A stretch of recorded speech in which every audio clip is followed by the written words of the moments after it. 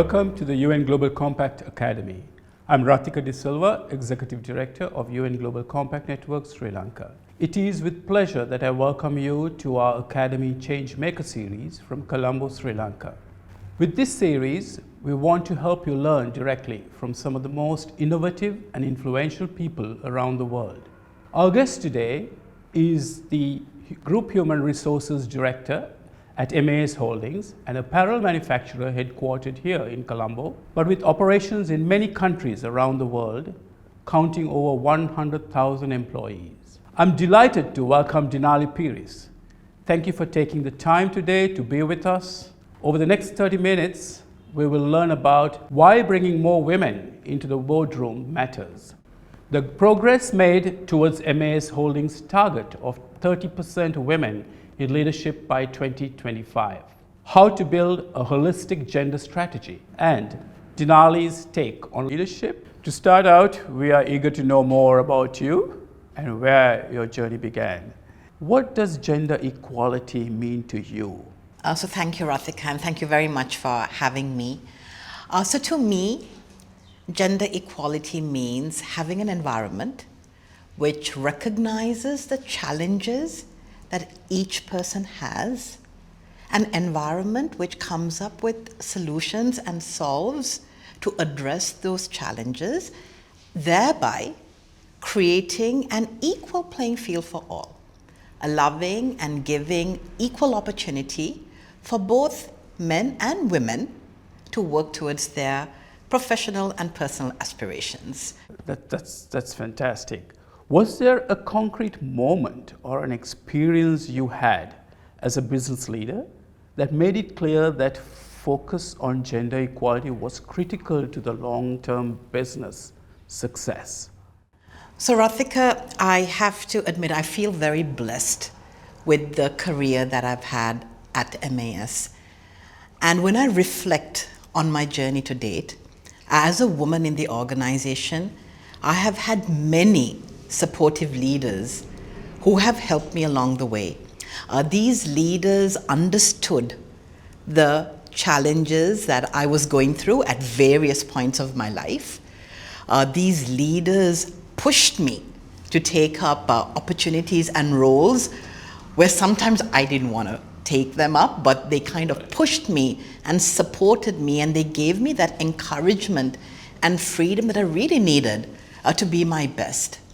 And this was at a time when we were not really having this conversation in the organization, and we didn't really have policies or frameworks in place. But as I progressed in my career and I started having conversations with more women, I realized that not everyone seemed to have this support that I had. And then I kind of realized, okay, it's time that we need to start speaking about this more. We need to start bringing in a framework, policies and processes that supported this agenda more.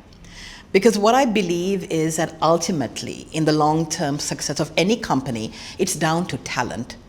And talent is, you find that in both men and women. So to answer your question, it was just not a single moment, but a series of realization and my own personal experiences that really helped me understand what exactly I needed to focus on in this space. Great. Actually, as you said, leaders who set the pace and then helps to create that culture, so it does make a big difference there. Having said that, at MAS Holdings, a target of 30% women's leadership by 2025, you have made it clear that the gender equality is a top priority. So let's turn to how we actually make change happen. For the benefit of our participants, what are your leadership targets? Okay, so when we look at our leadership targets, Ratika, we look at it twofold. And there are really two driving factors behind this.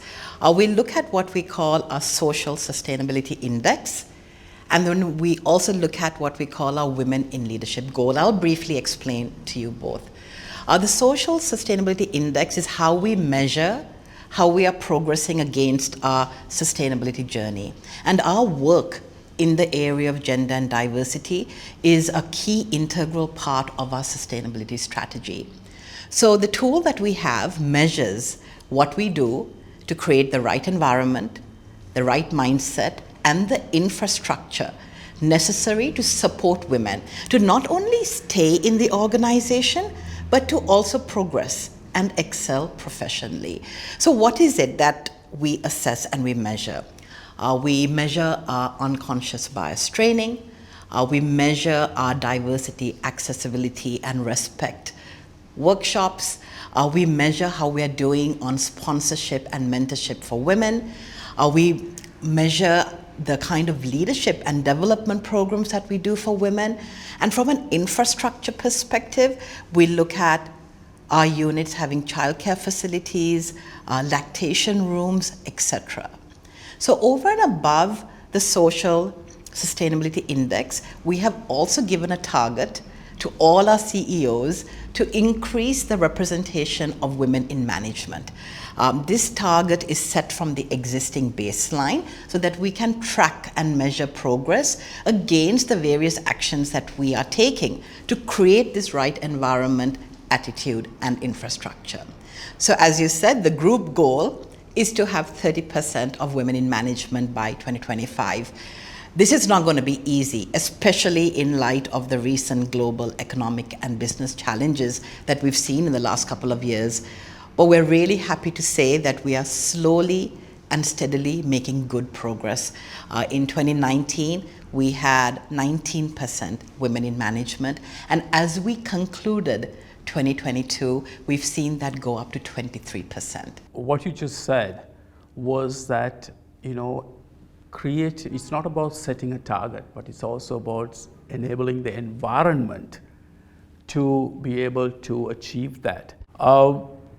Can you outline what your process was in order to narrow down your ambition into a concrete and measurable target? So leadership buy-in and acceptance for this was really there as a business need to actually have better gender representation. And having accepted that, there was an acknowledgement that we had a gap that we had to address. What is needed to be done and how we actually went about setting our targets, Rathika, was a really long process. We firstly spent a lot of time researching. What were other local organizations and global organizations doing in this space? We also spent a lot of time gathering insights from our own teams. We did one-on-ones, we did focus group discussions, we did leadership meetings, because we wanted to gather their views and thoughts on firstly, where we were going to and what could be stopping us from progressing on that journey. We also joined networks such as the She Works Network, the United Nations Global Compact Target Gender Equality Network, and through those networks we got insights into what we should focus on, what other companies were doing. So based on all of this and the research, we looked at what we believed were the key areas that we had to work on. And whilst there are sometimes many things that we want to do, we realized we can't do everything. So we picked the key areas that we believed we needed to action. Let's have some concrete movement on that and have regular reviews of check adjust to see whether we had picked the right areas and how we were kind of progressing. We have a dedicated team working in this space, and I think that was very important for us because to make a change like this requires time and dedication. Right. I think you explained that very well, because there is no one approach, and it has, from industry to industry, sector to sector, it can be different, and you have to identify where the gap is, and of course thereafter you have to help the want to really address that and then plan for it. Transformation is easy to talk about, but it isn't easy to do, but you got there and you made it happen. Have you experienced pushback? Of course, all the time. And even to date, we deal with instances of pushback, disagreement, challenging what we are doing in this space. But I have to tell you, Rathika, we take this very positively. Because firstly, we want the open dialogue. It's important for us to understand what people are really thinking and feeling about the work that we're trying to do in this space. And we want the multiple viewpoints. And whilst there is pushback and there is disagreement, for us, we then know that our communication lines are effective and people are actually thinking about the issue at hand and the bigger picture. Fantastic, because what you just explained was also the importance of setting a target, because pushback will always be there. But once you set a target, nothing should stop you from achieving that. Women's empowerment is not just about numbers and a seat at the table, but how do the effects of having more women in the boardroom trickle down to the other levels within the organization? So firstly, having women support other women is a key focus area for us. Our female mentors for our women's mentorship programs has a lot of benefits. And of course, great examples of role models to inspire other women to strive to meet their personal and professional aspirations. The second would be by having more women in your boardroom, you are also going to influence the policies and the decisions that are made in relation to such areas that support this work. Decisions around flexible work, childcare, anti-harassment. It's not to say that men don't understand, but women will know best the challenges that they have faced as they are progressing in their career, to be better able to influence what an organization needs to do. So these are two of the benefits that we have seen. With your leadership, you have brought to priority areas of childcare, parental leave, flexibility options. How are you measuring progress, and what is the impact you see in these areas? So firstly, I think it's important to understand why we focused on these areas. This was feedback that we received through a needs assessment that we did at MAS, where childcare, parental leave, and flexibility came as the top 3 areas that we had to address. So on childcare facilities, we just measure how many of our units actually provide this benefit. On parental leave, over and above what is legally required, we also introduced and we have adoption leave, where we provide the same number of leave days as maternity leave to new moms, to also moms that have adopted children. We currently provide 5 days of paternity leave, and we are looking to increase that number as we go on. The biggest challenge that we see is actually encouraging the new dads to take this leave. We want to break the mindset that only mums are responsible for child rearing, or only the role of the mum is important when a baby is born. And we want to make sure that we also have the dad involved in this process. On flexible work, we actually rolled out our policy well before COVID. And our policy allows for flexi-time work from home or work from another location at MAS. I have to tell you, the uptake was absolutely slow, and there was complete pushback because we were in a manufacturing environment, and our leaders almost wanted an all or nothing approach. So either all roles across the organization have to be given this flexibility, or no roles should be given the flexibility. And as you can understand, in a production environment, it was a challenge to give flexibility to those kind of roles. Thankfully, through the pandemic, leaders gained more acceptance that flexible work was possible. But one of the challenges, Ratika, that we have faced is how do we measure the impact of all of this? And we tend to find that our impacts are more qualitative in nature than quantitative. So we measure impact through various ways. Testimonies of our employees, which would be the qualitative feedback that we get from our plants. So for example, in the northeast of Sri Lanka, our parents have shared feedback, how they were able to continue to work because of the childcare facilities that we had. In Jordan, we saw an increase in the number of female employment, and we also saw a 9% reduction in the sick leave that was taken. On flexible work, we have a workplace arrangement survey that we do, and in our last survey, 42% of our employees are using some form of flexible work. We've mentioned already that your organization it's only active in Sri Lanka, but also has offices in Indonesia, India, Jordan, as you just mentioned, Kenya, and many other places around the world. How are you able to develop a global strategy for gender equality that takes into consideration the cultural differences and local priorities?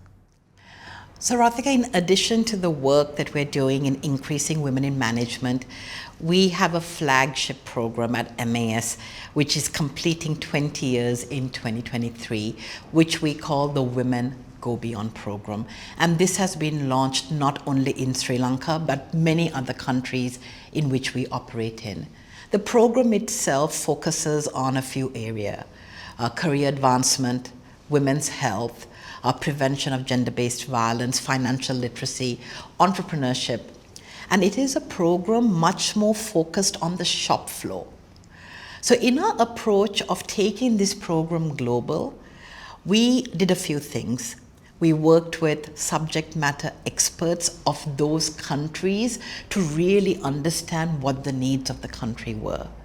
We looked at our communication material, our conversation points, our program content, and made sure it was contextualized to the countries that we were operating in.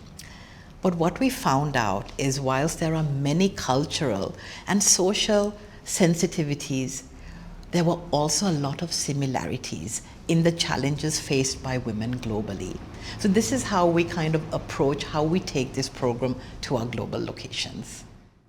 Thank you, Dinali. Our next set of questions move towards looking ahead. So what happens in the case that you don't meet your gender targets? And do you have a plan in place to anticipate potential backlash or change course? Since we have been on this journey for a while, I really don't anticipate there to be any backlash, which is going to completely throw us off course. Where targets are concerned, though, we have had to hold back, check adjust our goals. The last 4 years of a global and local crisis meant that we could not be as aggressive as we wanted to be. Having said that, we still focus on our goal.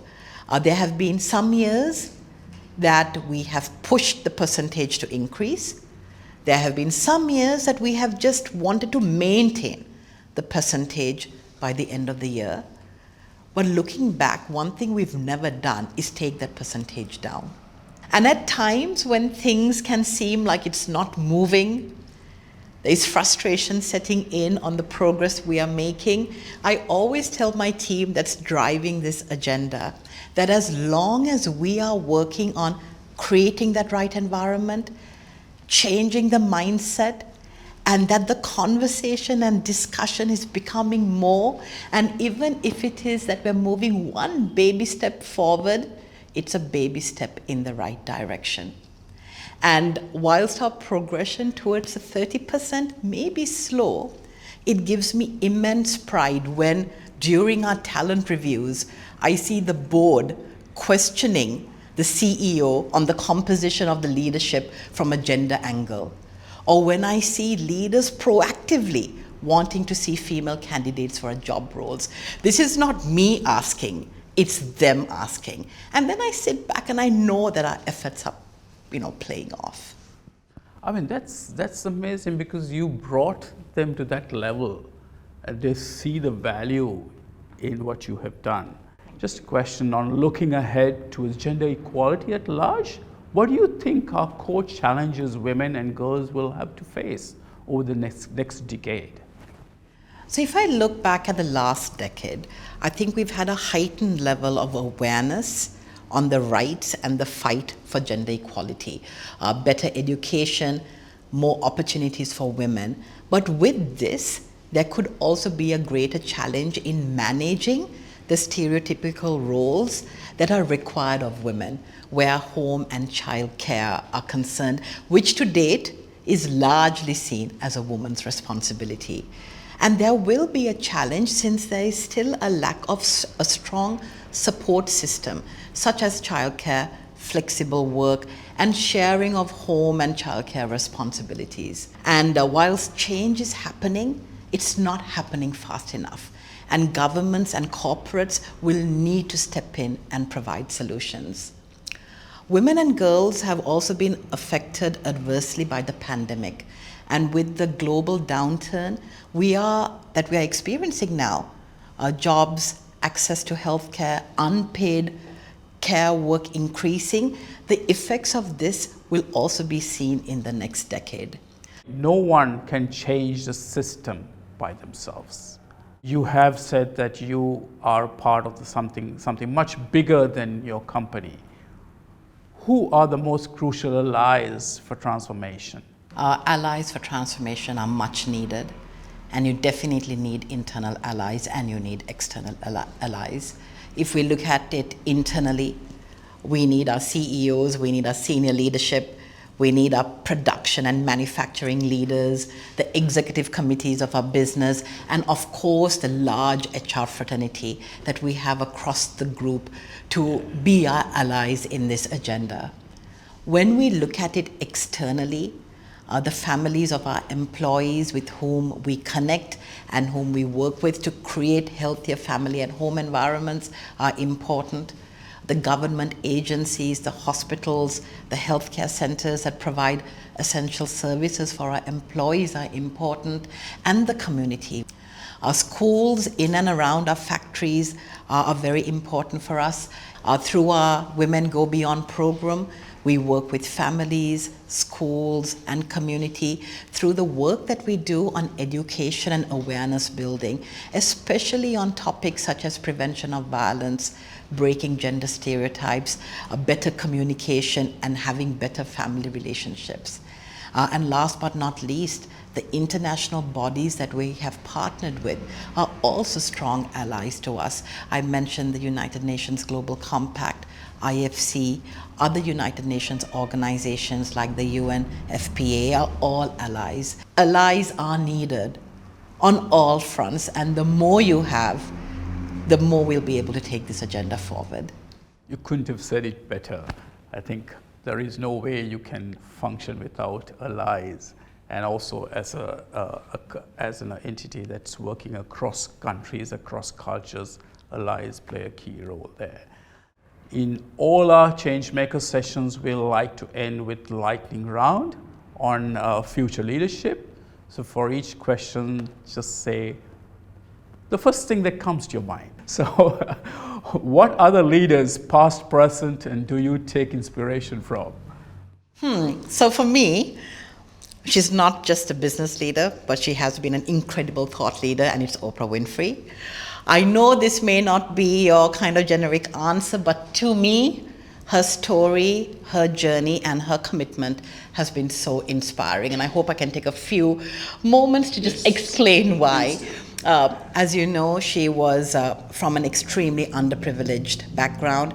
She was a victim of sexual abuse.